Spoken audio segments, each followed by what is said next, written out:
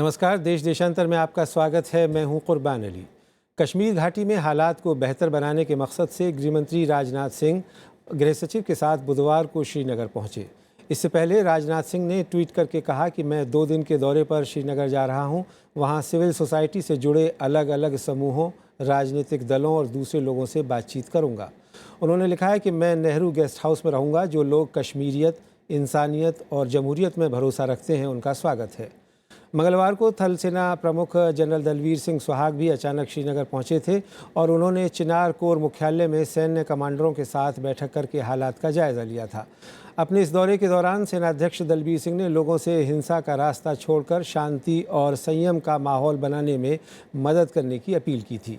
साथ ही मानवाधिकारों की रक्षा करने और प्रदर्शनकारी भीड़ से निपटने में कम से कम बल प्रयोग करने और संयम से काम लेने का भरोसा भी दिलाया था। गौरतलब है कि बीते 2 माह में गृहमंत्री का ये दूसरा और सेनाध्यक्ष का जम्मू कश्मीर का ये चौथा दौरा है। इस बीच सुप्रीम कोर्ट ने जम्मू कश्मीर के मौजूदा हालात के राजनीतिक हल की बात कही है। एक याचिका की सुनवाई करते हुए मुख्य न्यायाधीश की अध्यक्षता वाली एक बेंच ने सोमवार को कहा कि ये बेहद पेचीदा मामला है और सारे मामले अदालत के दखल से नहीं सुलझ सकते। इस मसले का राजनीतिक समाधान ढूंढा जाना चाहिए। उल्लेखनीय है कि कश्मीर घाटी में पिछले 47 दिनों से कर्फ्यू जारी है और वहां हुई हिंसा में 2 पुलिसकर्मियों सहित 70 लोगों की मौत हो चुकी है और कई हजार लोग घायल हुए हैं। देश देशांतर में यही विषय है आज हमारी चर्चा का, जिसमें मेरे साथ जुड़ रहे हैं पूर्व गृह सचिव और राज्यपाल रहे वाल्मीकि प्रसाद सिंह, पूर्व उप थल सेना प्रमुख जनरल राज कादियान, जम्मू कश्मीर में केंद्र के वार्ताकार रह चुके MM अंसारी और श्रीनगर से फ़ोन लाइन पर जुड़ रहे हैं वरिष्ठ पत्रकार शुजात बुखारी। आप सभी का स्वागत है। शुरुआत शुजात बुखारी मैं आपसे करना चाहूँगा कि 47 दिन कर्फ्यू में गुजर गए, क्या हालात हैं इस वक्त घाटी में और किस तरह से वहाँ लोग कोप कर पा रहे हैं इस सूरत हाल से, और अभी जो वहाँ गृह मंत्री और आर्मी चीफ का दौरा हुआ है उससे क्या हालात बेहतर होने की कोई उम्मीद करते हैं आप? देखिए कुर्बान, जैसा कि आपने खुद कहा कि 47 दिन से कश्मीर में कर्फ्यू है और कश्मीर को एक जेल की सूरत में तब्दील किया गया है। लोग अपने घरों में महसूर हैं और उसके साथ साथ आपको पता है कि जो अशियाए ज़रूरिया जो है, एसेंशियल कमोडिटीज की किल्लत भी होने लगी है। और इस सूरत हाल में आप और क्या तवक्कु कर सकते हैं कि लोगों के जहनों में कौन सी चीज़ इस वक्त उभर रही होगी। और जाहिर सी बात है कि सूरत हाल इंतहाई ख़राब है, उसमें कोई ख़ास मुझे नहीं लगता है कि कोई बदलाव दिख रहा है ज़मीनी सूरत हाल में। और जहाँ तक आपने बात की कि गृह मंत्री आज श्रीनगर आए हैं और आपने उनके ट्वीट का जिक्र किया, ट्वीट तो उन्होंने किया, लेकिन लोगों के पास अगर इंटरनेट होता तो इंटरनेट पिछले 47 दिनों से यहाँ बंद है। सिर्फ कुछ ब्रॉडबैंड की जो लाइनें हैं वो चल रही हैं। तो गृह मंत्री ने जो ट्वीट किया, उनको उस बात का अंदाजा होना चाहिए कि उनकी गवर्नमेंट ने यहाँ मोबाइल डाटा पिछले 47 दिन से बंद करके रखा है। तो अगर वो ट्वीट पढ़ेंगे लोग तो कैसे पढ़ेंगे। और जहाँ तक कश्मीरियत, इंसानियत और जमहूरियत की बात है, मुझे लगता है कि ये सिर्फ नारे रह गए हैं और इनको आगे बढ़ाने के लिए कोई भी कोशिश नहीं हो रही है। इसमें कोई शक नहीं है कि गृह मंत्री आज दोबारा श्रीनगर आए हैं, लेकिन कोई खास पेशरफ्त नहीं है ताकि रीच आउट जो है लोगों तक पहुंचने की जो बात होगी उसकी दिशा में कोई खास चीज़ नहीं हो रही है। ठीक है, शुजात रहें आप हमारे साथ। मैं आता हूँ आपके पास। BP सिंह जी, आप खुद गृह सचिव रहे हैं। गृह मंत्री आज गृह सचिव के साथ श्रीनगर गए हैं। पिछले 2 माह में उनका ये दूसरा दौरा है और काफ़ी दर्दमंदाना अंदाज में उन्होंने बात की है कश्मीरियत, जमहूरियत और इंसानियत की। लेकिन जैसा भी शुजात कह रहे थे कि इंटरनेट ही नहीं, लोगों को पता ही नहीं है कि मैसेज सिर्फ रेडियो टेलीविज़न से चला जाए तो चला जाए। लेकिन ये जो एक्सरसाइज हो रही है और जो उन्होंने पिछले 2-3 हफ्तों में बयान दिए, चाहे संसद के अंदर दिए हों चाहे संसद के बाहर दिए हों, 47 दिन कर्फ्यू में कश्मीर, कुछ हालात बेहतर होने की उम्मीद लगती है? देखिए, मैं एक बात कहना चाहूँगा कि जब आग लग जाती है तो पहला काम है उसको बुझाने का, और जब उसको बुझाने की ज़रूरत पड़ती है तो उसमें ये देखा नहीं जाता है जी कि कौन पानी डालेगा। सबको पानी डालना है, उसमें जात, धर्म, संप्रदाय, रीत रिवाज वो नहीं देखा जाना चाहिए। तो पहला तो काम है, गृह मंत्री जी के जाने से मुझे उम्मीद है कि आग जो जल रही है उसको बुझाया जाए और ये भी देखा जाए कि ये आग आगे नहीं बढ़े। बातचीत का जहाँ तक सवाल है जो आप कह रहे हैं, तो बातचीत के पहले तो कर्फ्यू हटना होगा। जी, कर्फ्यू और बातचीत साथ साथ नहीं चल सकते। तो कर्फ्यू का होना ही ये द्योतक है कि आग नहीं बुझी है। तो ये काम करना, और मैं केंद्र सरकार ने वाजिब फैसला लिया है कि गृह मंत्री जी को भेजा है और मैं चाहूँगा कि वो सबसे पहले पॉलिटिकल लीडर से बातचीत शुरू करें आग बुझाने के लिए। और उसमें भेदभाव करने की ज़रूरत नहीं है, आग सबको बुझाना है। चाहे वो बच्चों से, अलगाववादी क्यों ना वो हो। कोई भी हो, उसका धर्म, जाति, संप्रदाय ये नहीं देखना है। जी, आग बुझाइए, कर्फ्यू दूर कीजिए, फिर बातचीत का रास्ता खुले। और उससे उम्मीद है आपको कि कुछ रास्ता निकलेगा। यही एक रास्ता है कि भारत सरकार के सबसे बड़े मंत्री हैं, गृह मंत्री हैं, वो गए और आर्मी चीफ ने ये भरोसा दिया है कि ह्यूमन राइट्स का वायलेशन नहीं होगा। और बीएसएफ और बाकी जो फोर्स हैं, यहाँ आर्मी डिप्लॉय होती है, वो आर्मी के अंदर काम करती है। ठीक। लेफ्टिनेंट जनरल कादियान साहब, आर्मी चीफ का ये पिछले 2 माह में चौथा दौरा है और आज जो उन्होंने बयान दिया है वो बड़ी दर्दमंदाना अपील है। Stop violence, need to involve all, says army chief in Srinagar, ये सुर्खी अखबारों में। और साथ ही उन्होंने ये भी भरोसा दिलाया है कि जो सेना पे, सुरक्षा बलों पे आरोप लगते हैं कि वो बल का इस्तेमाल करते हैं जिससे लोगों की जान जाती है, या पैलेट गन को लेकर के काफ़ी चर्चा हुई, तो उन्होंने कहा कि वो इसमें कम से कम बल प्रयोग करें और संयम के साथ काम लें। कुछ इस अपील से, इन दौरों से आपको लगता है कश्मीर के हालात बेहतर होंगे? देखिए, पहला तो बड़े दुख की बात है कि पिछले 1.5 महीने में 70 लोगों की जानें गई। बड़ा दुख होता है, उसमें शायद छोटी उम्र के बच्चे भी थे, कुछ बड़े लोग भी होंगे, कुछ सुरक्षा कर्मचारी भी थे। सबके लिए दुख का जाहिर करना ये ज़रूरी है। दूसरा, जो सेना प्रमुख ने किया है, वो तो प्रधानमंत्री भी वही कह रहे हैं, सेना हमेशा जहाँ भी जाती है बड़ी वेल मीनिंग, अपने ठीक तरीके से काम करती है। एक्सेसिव फोर्स का ना अभी इस्तेमाल किया है ना कभी पहले की। जहाँ तक रही पैलेट गन की बात, इस पर बहुत चर्चा हो चुकी है। पैलेट गन तो 2010 में जब पथराव शुरू हुए थे उस वक्त लाई गई थी। सरकार ने बहुत इस पर पैसा खर्चा है, इसको प्रोड्यूस करने में, इसको इंट्रोड्यूस करने में। अब उसके खिलाफ आवाज़ें उठ रही हैं। देखिए, मैं ये कहूँगा, गन तो गन होती है, चाहे वो मशीन गन हो, चाहे वो पैलेट गन हो, चाहे वो 12 बोर गन हो। तो गन से तो सिर्फ गोलियाँ ही निकलेंगी। गोली बड़ी हो सकती है, छोटी, आप साइज़ उसका छर्रे का बदलते रहें। लेकिन कसूर पैलेट गन का नहीं है। अगर आप काम ऐसा करेंगे, अगर आप सिपाही के ऊपर पत्थर फेंकेंगे, उसको चोट लगेगी, पुलिस स्टेशन जलाएंगे, अगर आप पुलिसकर्मी जो मेरे ख्याल से 10-12 हैं, आप 2000 आदमी जाके हमला करोगे तो वो तो गन का इस्तेमाल करेगा। उसको गन दी इसलिए है। तो सवाल पैलेट गन का नहीं। अब इसको और छोटा कर दें, लेकिन उससे समस्या सुधरने वाली, लोग लाठी से भी मर जाते हैं जी।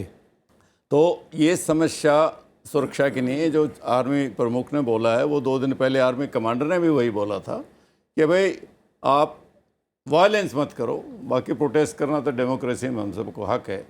आपने कर्फ्यू का एक सवाल पूछा था, गवर्नर साहब ने कहा कि पहले कर्फ्यू हटाएं। कर्फ्यू तो मैं समझता हूँ आज के दिन नाम के वास्ते है, मानता तो कोई है नहीं। जिन लोगों ने प्रोटेस्ट करना है वो कर्फ्यू के बावजूद भी कर रहे हैं। तो कर्फ्यू हटाना मेरे ख्याल से समझ की बात हो। कम से कम संकेत तो जाएगा कि सरकार ठीक, अपनी ताकत का दुरुपयोग नहीं कर रही है। मैं आता हूँ आपके पास में। एम अंसारी साहब, 2008 और 2010 में भी हालात काफ़ी ख़राब हुए थे और उसके बाद तत्कालीन जो केंद्र सरकार थी उसने 3 लोगों का एक ग्रुप बनाया था, इंटरलोक्यूटर, उसमें आप भी थे। और आप लोगों ने जो रिपोर्ट दी, क्या उस पर कोई कार्रवाई हुई, या जो अभी हालात हैं वो जो आपने रिपोर्ट दी थी वो किसी तरह से कारामद हो सकती है क्या? वेल, पहली बात तो मैं ये बताना चाहूँगा कि जब हम लोगों ने रिपोर्ट दी तो ये कोई वन शॉट रिपोर्ट हमने नहीं दी। फाइनल रिपोर्ट तो ज़रूर दिया था, लेकिन हम हर महीने जाते थे, मुख्तलिफ़ लोगों से मिलते थे, अलग अलग ग्रुप से मिलते थे, और उनकी जो फीडबैक आती थी तो उनकी प्रॉब्लम्स को सुनते हुए एक्शनेबल पॉइंट्स भी निकालते थे और गवर्नमेंट को हम देते गए और उसके ऊपर एक्शन लिए गए। कुछ ऐसे एक्शन थे जो शॉर्ट टर्म के लिए थे, कुछ ऐसे थे जो लॉन्ग टर्म के लिए। तो मैं ये आपसे बताना चाहूँगा कि वो एक्शन लिए गए, और उसमें जो ख़ास मैं जिक्र करना चाहूँगा वो ये कि बहुत सारे जो लोग मिलिटेंसी में शामिल थे, उनके दोस्त अहबाबों को और रिलेशन में लोगों को हज पे नहीं जाने देते थे, तो उनको हज पे भेजने लगे। कुछ लोगों के ह्यूमन राइट्स वायलेशन के जो बहुत सारे इक़दाम थे वो लेने थे, वो लिए गए।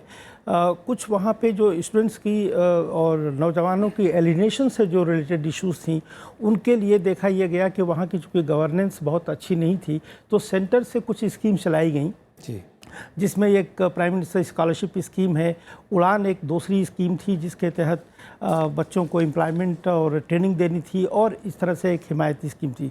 तो ये लागू हो गई, वो अलग बात है। ये स्कीम्स अब भी चल रही हैं, हाँ, लेकिन इनका इफेक्टिव इम्प्लीमेंटेशन नहीं हुआ। अगर हुआ होता तो तकरीबन 1 लाख से ज़्यादा वो स्टूडेंट्स हमारे मुख्तलिफ़ हिस्सों में भारत में होते। तो मैं आपको मुख्तसरन बताना चाहता हूँ कि उसके ऊपर एक्शन हो रहे हैं, वो अलग बात है कि कहाँ इफ़ेक्टिवली हैं या नहीं हैं। दूसरी बात बताना चाहूँगा कि अभी हमें फ़ीडबैक ये मिला कि मिनिस्ट्री ऑफ होम अफेयर्स में हमारी रिपोर्ट और इससे पहले और भी एक्सपर्ट ग्रुप्स थी जो गवर्नेंस पे थी, एलओसी ट्रेड के ऊपर भी थी, और ऑटोनॉमी के ऊपर थी, और इस तरह के और जो मुद्दे थे उसके ऊपर मोर देन 40 to 50 पूरे हिंदुस्तान से एक्सपर्ट्स जुड़े हुए थे। वो रिपोर्ट्स दी गई हैं, वो अब रिव्यू हो रही हैं, वो निकाली जा रही हैं कि उससे कोई एक्शनेबल पॉइंट मिल जाए ताकि उसके ऊपर एक्शन लिया जाए और वो लागू किया जाए। तो उसके ऊपर अभी पहल करने की कोशिश हो रही है, ये ऐसा मुझे फीडबैक मिला।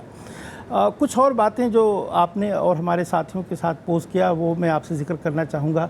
आपने एक पेलेट गन की बात कही, ये बात अभी हमारी होम मिनिस्टर साहब से 2 दफ़ा बात हुई हमारे कुछ और साथियों के साथ। उसमें हमने बहुत पुरजोर कहा कि देखिए, ये पेलेट गन आपने कश्मीर में कभी भी यूज़ नहीं किया है, हिंदुस्तान में कहीं भी यूज़ नहीं हुआ है, और इससे 100 से लेकर 150 लोग जो है अंधे हो चुके हैं। और 2009-10 में जब हम वहाँ 10-11 में जब हम गए तो उस वक्त एक भी केस ऐसा नहीं था जहाँ पेलेट गन का यूज़ हुआ हो।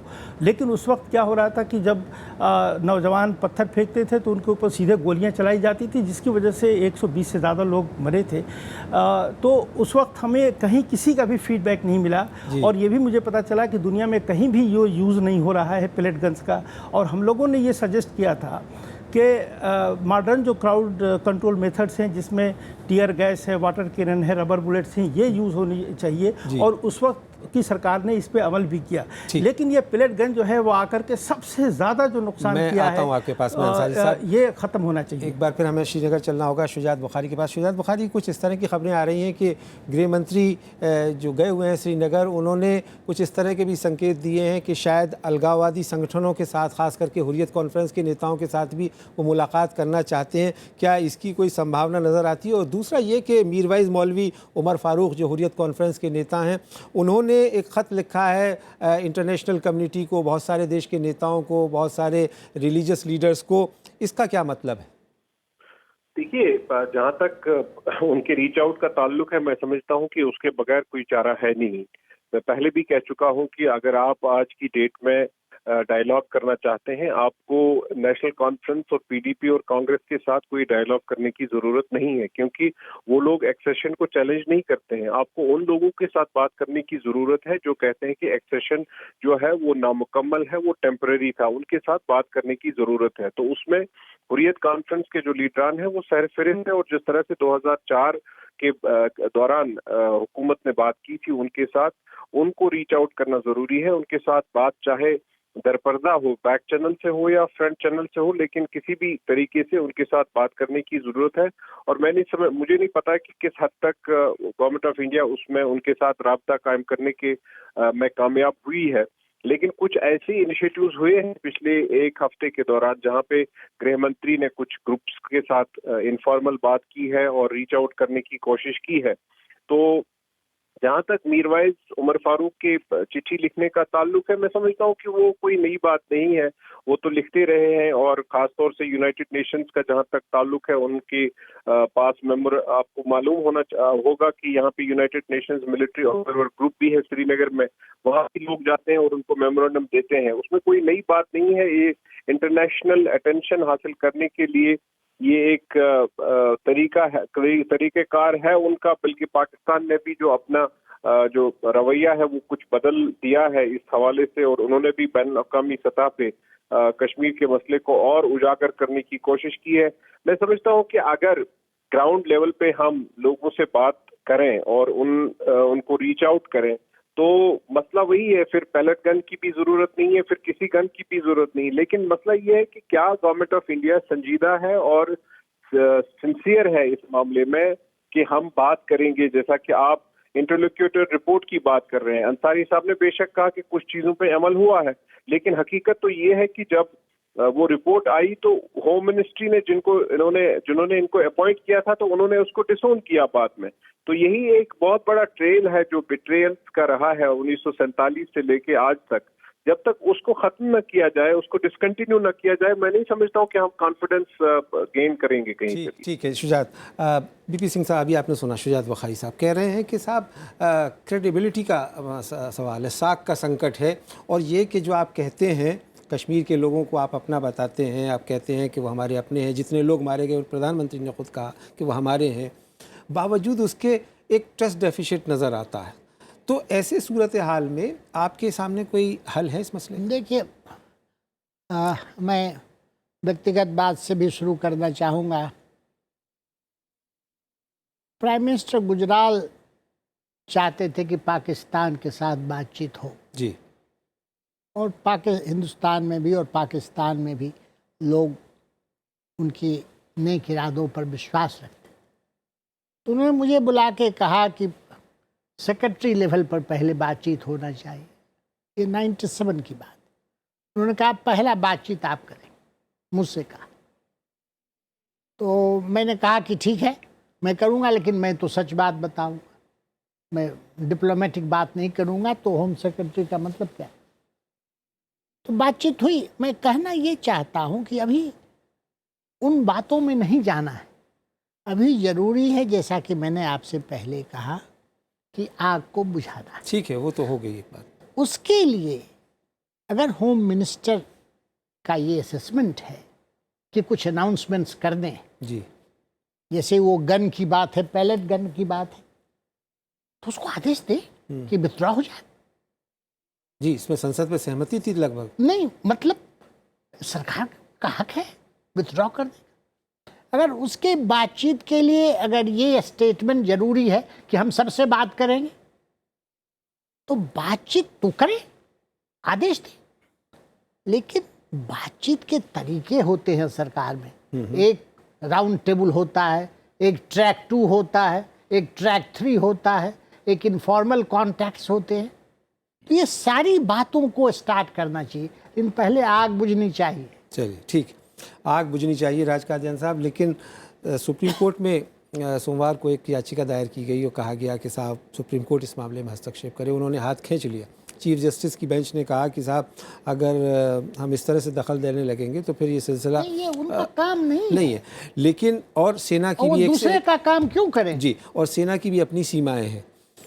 तो अब बचा पॉलिटिकल प्रोसेस। लेकिन पॉलिटिकल प्रोसेस के बारे में जो है वो बयान तो बहुत आ रहे हैं, लेकिन वो होते हुए नज़र नहीं आ रहा। हालांकि विपक्षी नेताओं के साथ प्रधानमंत्री ने बातचीत की, मगर जो कश्मीर में, जैसा अभी शुजात बता रहे थे, कि जो होते हुए दिखना चाहिए, लगना चाहिए, वो वैसा दिख नहीं पा रहा है।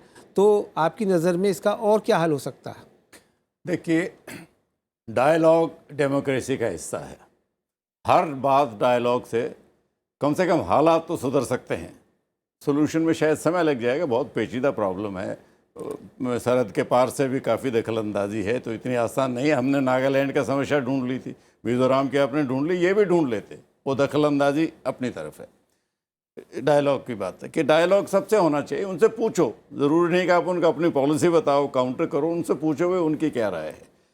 ये महबूबा ने भी कहा था कि जो लोग प्रोटेस्ट में हिस्सा ले रहे हैं, सारे लोग एक्टिवली इन्वॉल्व नहीं हैं। हमेशा मूवमेंट में ऐसा होता है 4 से 5% लोग होते हैं जो एक्टिव होते हैं, बाकी तो फॉलोअर हो जाते हैं। अगला, मैं क्योंकि सिक्योरिटी फोर्सेस से ताल्लुक़ रखता हूँ, अंसारी साहब ने कहा कि भाई पैलेट गन सिर्फ JNK में इस्तेमाल हो रही है। ये शुरू इसलिए की थी कि वहाँ प्रोटेस्ट बड़े फ्रीक्वेंटली हो रहे हैं। अगर देश में ऐसी हालत कहीं और होगी वहाँ भी होती, जहाँ नहीं होती, जहाँ लोग आर्सन पर आते हैं, फायर अभी भी होता है। हरियाणा में भी काफ़ी लोग मरे हैं क्योंकि वो आर्सन पे आ गए थे, दूसरे हिस्सों में भी मरे होंगे। तो आपने अगर सिक्योरिटी फोर्सेस को एक टास्क दी है, उनके ऊपर हमला होता है तो वो अपना बचाव करेगा। हम बात भी नहीं कर सकते कि भाई हम उसकी तो गन कंट्रोल कर लेते हैं, लेकिन पत्थर का साइज़ क्या होना चाहिए, उसकी शेप क्या, वो बात ही नहीं कर सकते हम, और करना भी कोई मायने नहीं रखता। तो जब वन साइडेड है तो सिक्योरिटी फोर्सेस को किसी तरह आप उसको छोटी गन दे दे, वो छोटी से करेगा। दूसरा, ये आँख की बात आपने कही, let me tell you, pellet gun is not a aimed weapon, उसके छर्रे जाते हैं।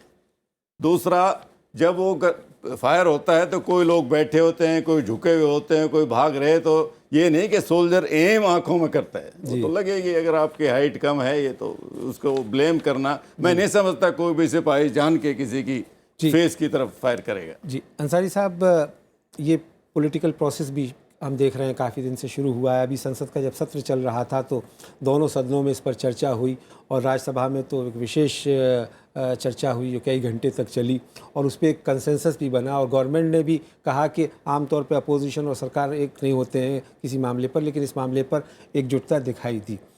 उसके बाद प्रधानमंत्री ने वहाँ के विपक्षी दलों के साथ मुलाकात की।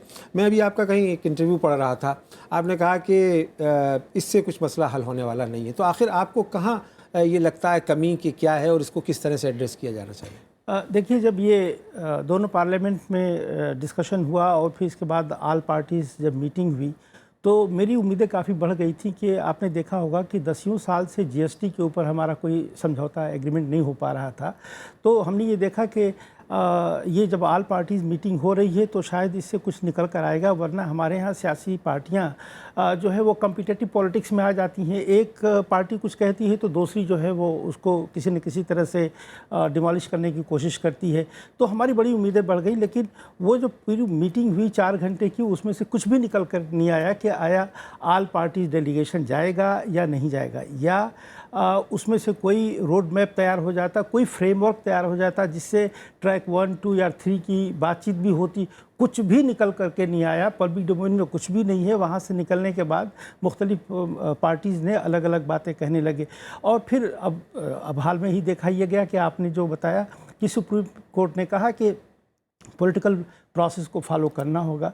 हमारी जो है डेमोक्रेसी एक वाइब्रेंट डेमोक्रेसी है। अब इसको हमें समझाने की ज़रूरत नहीं है कि क्या पॉलिटिकल प्रोसेस होगा। और अभी हमारे प्रधानमंत्री जी ने भी अभी स्टेटमेंट दिया कि डेवलपमेंट और डायलॉग प्रोसेस जो है दोनों ही साथ साथ चलनी चाहिए, और यही मैं समझता हूँ कि वो एक बेस्ट अप्रोच है कि डेवलपमेंट भी हो और उसके साथ डायलॉग प्रोसेस हो। और हिंदुस्तान को बताने की ज़रूरत नहीं है कि आखिर हम कन्फ्लिक्ट जोन में या जहाँ कहीं डाइवर्स ओपिनियन व्यूज़ आती हैं उसको कैसे संभालें। और मैं आपको एक बात की तरफ इशारा करना चाहूँगा कि अभी जो शुजात ने बात कही, वो कहा कि कांग्रेस, PDP और जो NC है उनसे बहुत ज़्यादा कोई इख्तलाफ नहीं है सेंटर की, इसलिए कि उनको एक्सेशन से कोई एतराज़ नहीं है। लेकिन एक दूसरा तबका जो ये महसूस करता है कि कश्मीर एक बायलेटरल प्रॉब्लम है, दोपक्षी प्रॉब्लम है इंडिया और पाकिस्तान के बीच, और ये हमने शिमला एग्रीमेंट में भी माना है, और ये PDP और BJP के अलायंस डॉक्यूमेंट में भी आया है।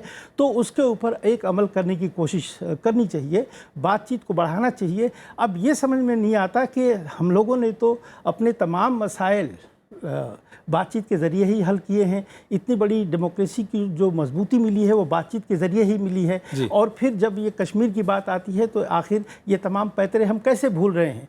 तो उसमें जो आपने शुरू में एक बात कही थी जो हमारे होम मिनिस्टर के हवाले से, कि उन्होंने भी बात कही है इंसानियत की। जमहूरियत और तो कश्मीरियत। ये मैं तीनों पे आऊँगा, इंसानियत, जमहूरियत और वक्त कम है, कश्मीर। मुख्तसर, मैं जी। मुख्तसर में कहूँगा तो इंसानियत के तकाजे से हम ये देख रहे हैं कि वहाँ पे ह्यूमन राइट्स वायलेशन हो रहे हैं। 47 दिनों से आपने कहा कि वहाँ की कोई इकॉनमी नहीं है, लोग सफ़र कर रहे हैं, और किसी भी डेमोक्रेटिक कंट्री में इतने लंबे अरसे तक चले ये कोई मुनासिब नहीं है। जहाँ तक आप कश्मीरियत की बात कर रहे हैं तो वहाँ का सेकुलर फैब्रिक वैसे ही टूटा बिखरा पड़ा हुआ है। जब हम जमहूरियत की बात करते हैं तो जमहूरियत में बातचीत के ज़रिए तमाम मसलों का हल ढूंढना चाहिए। उसमें अभी हम देख रहे हैं कि कोई पहल नहीं हो रही है, कोई नतीजे वाली कोई हमें चीज़ नज़र नहीं आ रही है, न ही हमें कोई डायरेक्शन दिखाई दे रहा है। और वहाँ पे मैं समझता हूँ कि बड़ी अफसोस की बात है कि हम अब भी कोई रोड मैप तैयार नहीं कर पा रहे हैं। बहुत बहुत शुक्रिया MM अंसारी साहब, लेफ्टिनेंट जनरल राज कादियान साहब, BP सिंह साहब, और श्रीनगर से हमारे साथ फ़ोन लाइन पर जुड़ने के लिए शुजात बुखारी आपका। उम्मीद की जानी चाहिए कि केंद्र सरकार ने जो एक राजनीतिक प्रक्रिया की शुरुआत की है, मेल मुलाकातों का जो सिलसिला किया है, गृहमंत्री के 2 दिवसीय प्रवास के बाद उसके कुछ सकारात्मक नतीजे बरामद होंगे। इस उम्मीद के साथ देश देशांतर में मेरे साथ इतना ही। नमस्कार।